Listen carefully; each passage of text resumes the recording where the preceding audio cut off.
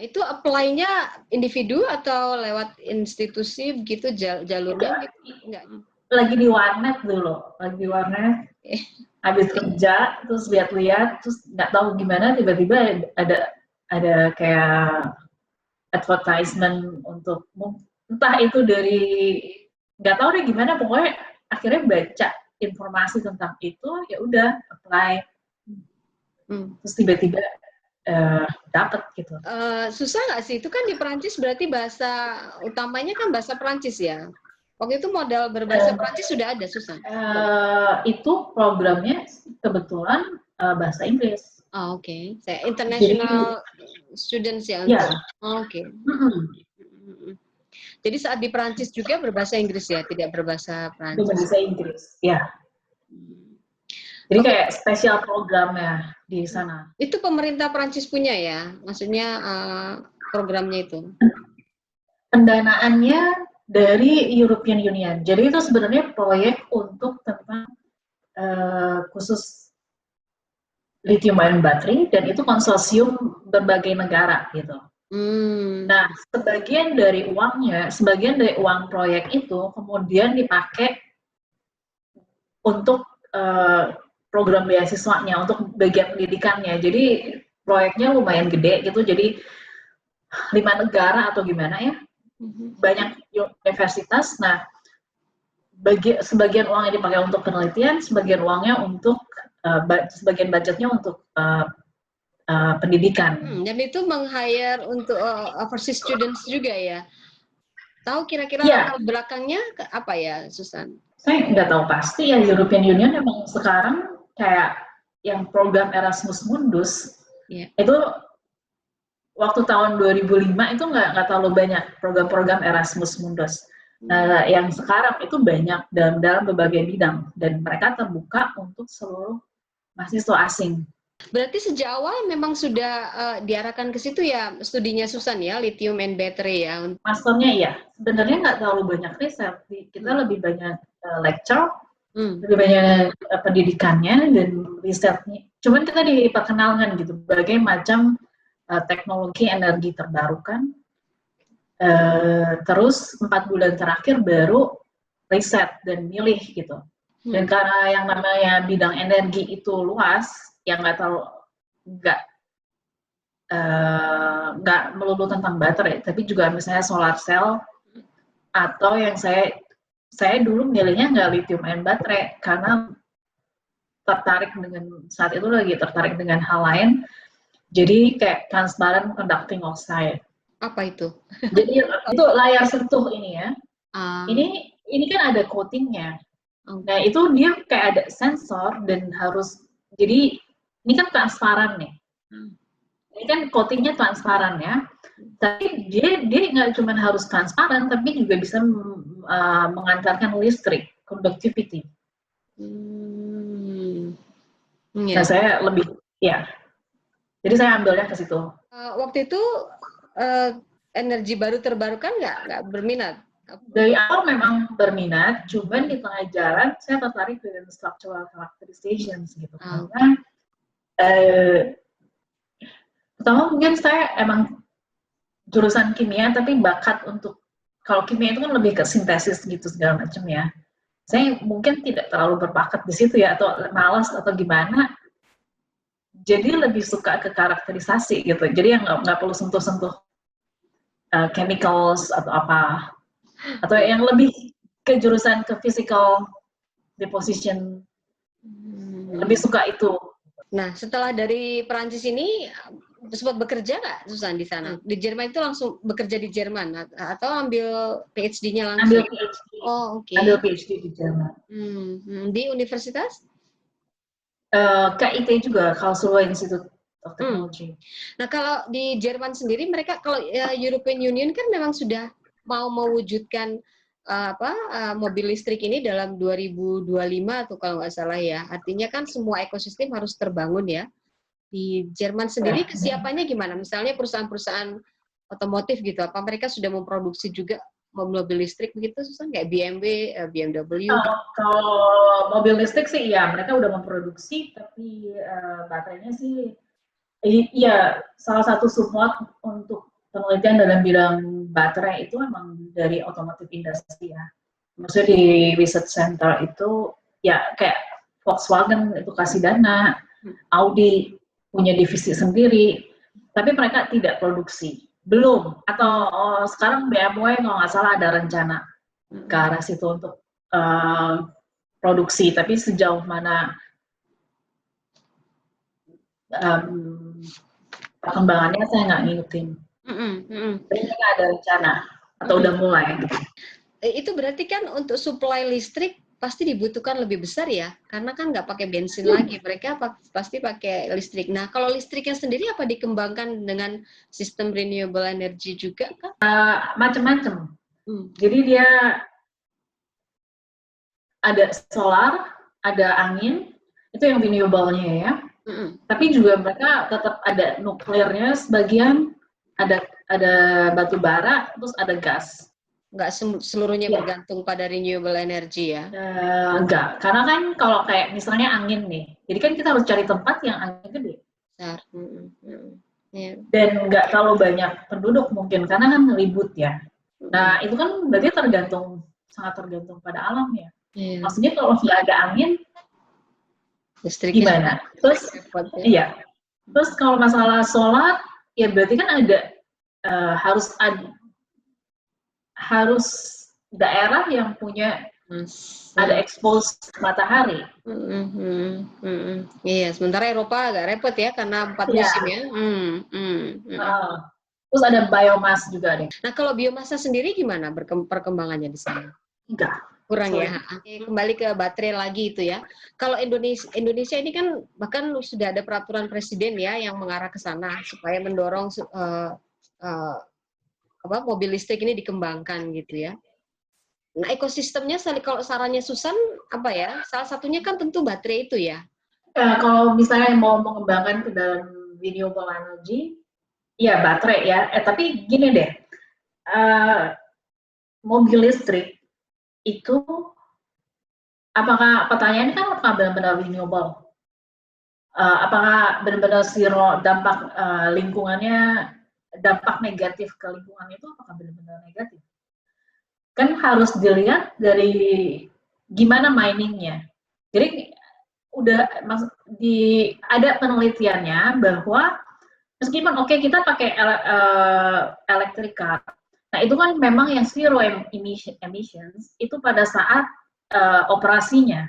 Tapi gimana kan untuk bikin pabrik untuk memproduksi lithium ion battery itu kan butuh energi juga. Sumber energinya mana? Apakah lebih besar dibandingin dengan apakah output energi yang dipakai, apakah input energi, apakah energi yang digunakan untuk bikin lithium ion baterainya itu lebih kecil dibandingin dengan output dari produk lithium ion baterainya. Terus apakah energi utamanya apa? Kalau energi utama untuk membangun pabrik lithium itu masih coal, masih batu bara, itu justru ngasih negatif. Pemanfaatan itu tuh negatif. Jadi harus dilihat secara keseluruhan. Jadi kalau misalnya mau membangun ekosistem yang benar-benar renewable ya harus dilihat dari step dari awal nih, dari miningnya gimana, dari energi primernya seperti apa. Nah terus ini setelah baterainya ada dipakai selama 10, 15 tahun, 20 tahun.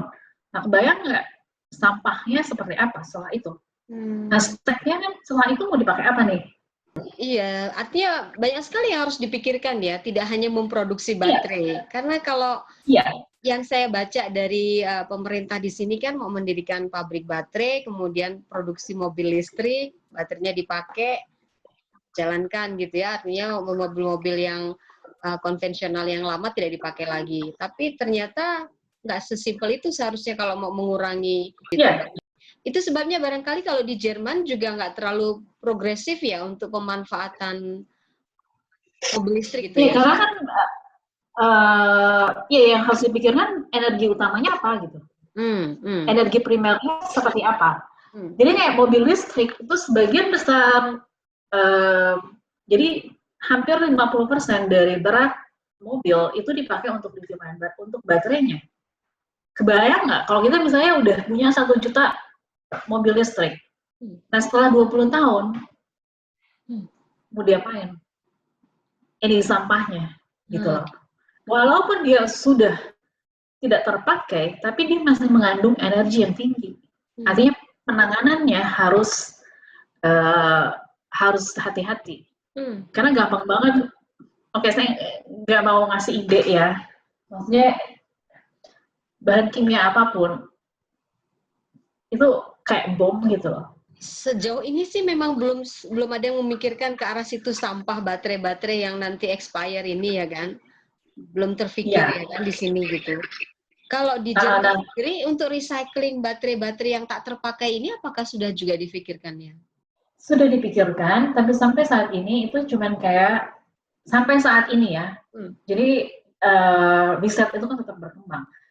Jadi recycle itu dalam pengertiannya seperti apa? Apakah benar-benar baterai yang lama di treatment menjadi bisa dipakai lagi, ataukah benar-benar seperti yang saat ini cuma dipisahin materialnya terus dipakai lagi? Nah sampai saat ini tuh itu pun kayak di Eropa itu cuma terbatas, nggak sampai 10 perusahaan yang bikin recycling baterai. Cuman ya itu emang kedepannya itu mungkin bisa jadi bisnis sendiri. Artinya ada semacam waste yang tersisa gitu ya, secara kimia berbahaya juga dari baterai yang terpakai itu ya. Ya kalau treatmentnya kalau nggak dipikirin treatmentnya seperti apa, ya itu bisa berbahaya. Karena yang namanya bahan kimia kan ya berbahaya gitu. Kalau komitmen Jerman sendiri untuk memanfaatkan mobil listrik sejauh ini bagaimana ya Susan? Maksudnya apakah mereka akan menggantikan seluruh mobil yang ada, yang konvensional, yang pakai combustion itu, atau mereka akan mix aja, artinya jalan bareng gitu? Sampai saat ini yang saya tahu ya, nggak kayak dan gaya nggak akan bakal strict, nggak boleh ada mobil yang lain lagi gitu. Itu kan tergantung dari ya harga mobilnya 2 kali lipat gitu kan daripada yang konvensional. Terus juga ya stasiun pengisian energi mobil listrik kan tetap nggak sebanyak gas ya. Ya pasti kalaupun ada transisi pasti ya ada transisi beberapa, nggak mungkin langsung gitu dalam 1-2 tahun langsung berganti gitu. Cuma memang Eropa sendiri sedang kasih banyak sedang menggiatkan untuk yaitu membawa pabrik baterainya sendiri dari Cina ke sini gitu. Jadi maksudnya relokasi gitu ya dari Cina ke. Ya, untuk memikirkan, ya. Artinya pabrik-pabrik dari Cina nanti dibangun di Eropa gitu, di Jerman misalnya. Iya. Produce di sini di Jerman gitu ya. Ya itu yang saya tahu yang sedang ya gimana caranya untuk relokasi itu. Tapi kalau bahan bakunya sendiri kan nggak ada ya mining di sini yang artinya mereka akan tetap akan import dari negara-negara lain yang kaya seperti Indonesia tentunya ya. Iya. Atau dari lithium kan cuma terbatas ya. Nggak semua negara punya lithium dan itu pada akhirnya akan habis juga loh. Iya.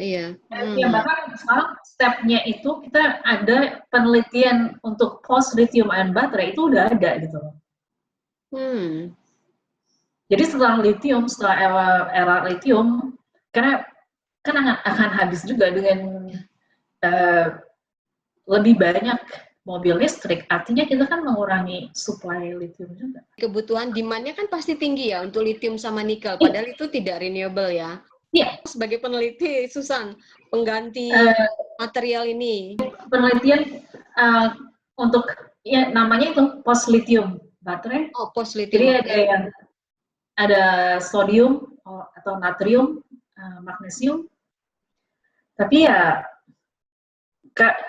demand untuk lithium ion baterai itu kan powernya harus gede.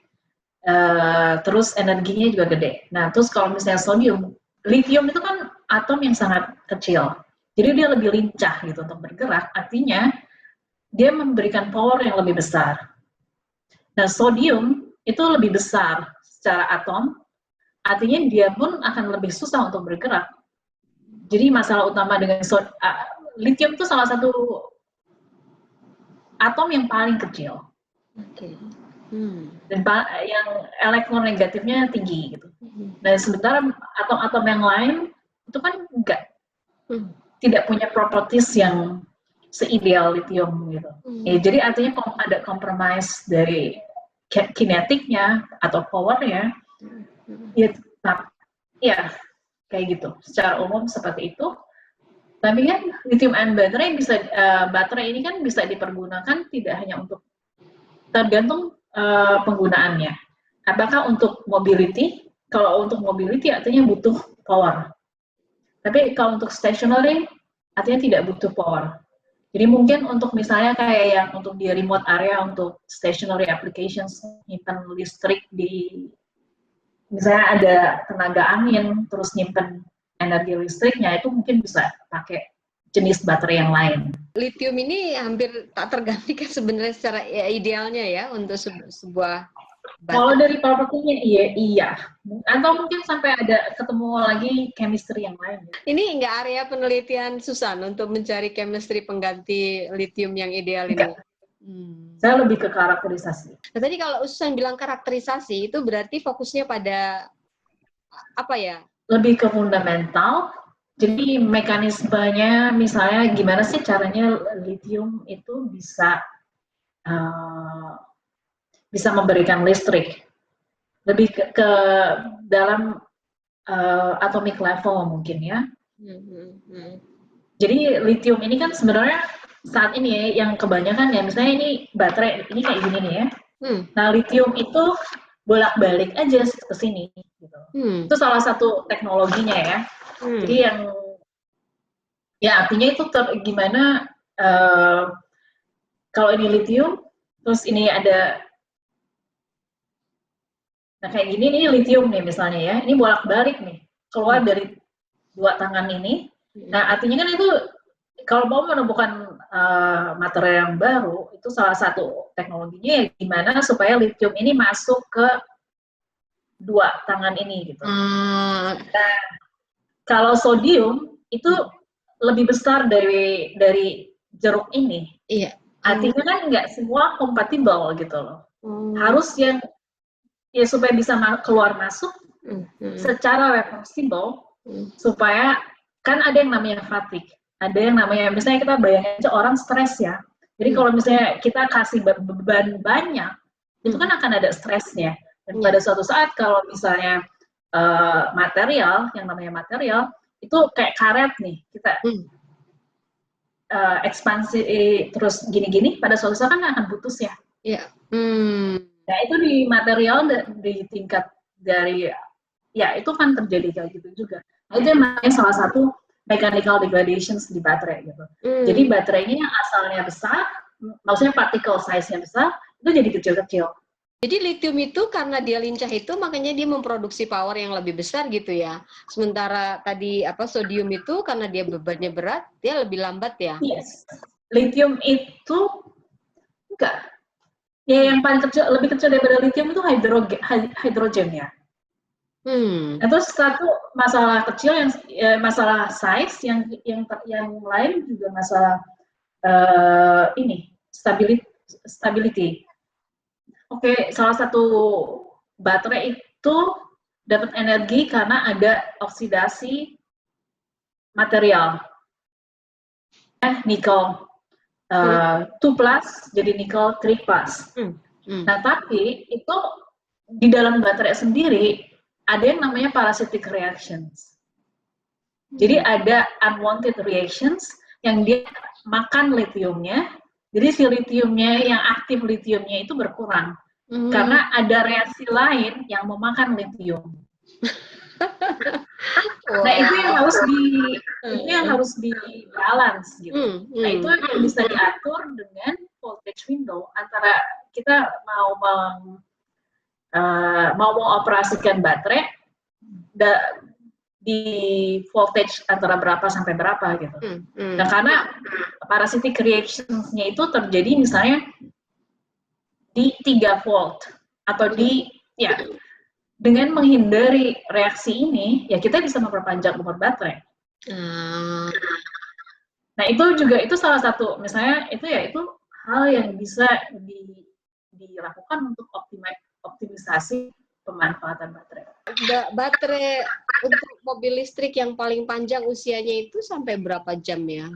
Kayaknya udah berapa kilometer? Iya, kilometer ya berarti lumayan banyak deh. Dan saya nggak update ya. Tapi yang jelas sih setiap hari buat saya pulang pergi 100 km lebih ya. Oh ya? Tapi itu udah yang generasi lama. Yang generasi baru pasti lebih banyak. Jadi itu sebenarnya tergantung pada akhirnya gimana kita, tergantung berapa banyak baterai yang ada di dalam mobil, yang ada di dalam satu mobil. Oke. Nah, itu yang bagian baterai management system. Berapa banyak baterai ya? Kalau bisa unlimited ya, material, yang berapa banyak yang ada di mobilnya. Yang kedua,